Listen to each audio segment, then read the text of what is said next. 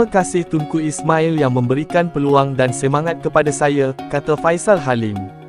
Penyerang Harimau Malaya, Faisal Halim, meluahkan rasa bersyukur apabila dapat kembali menyarung jersey negara selepas setahun tidak dapat melakukannya. Faisal tidak dapat mewakili negara sejak insiden dirinya disimbah asid pada Mei tahun lalu. Genap setahun tidak dapat mewakili Harimau Malaya, Faisal kembali diturunkan sebagai pemain gantian ketika skuad negara menewaskan Nepal 2-0 dalam aksi pusingan ketiga kelayakan Piala Asia di Stadium Sultan Ibrahim, SSI, Iskandar Puteri malam semalam.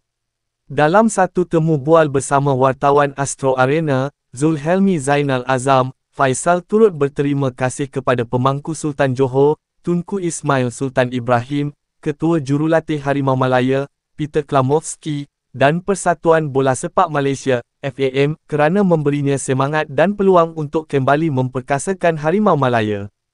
Terima kasih kepada FAM, Jurulatih Peter dan Tunku Mahkota Johor yang memberikan peluang dan semangat kepada saya. Sudah setahun saya tidak bersama skuad kebangsaan, katanya.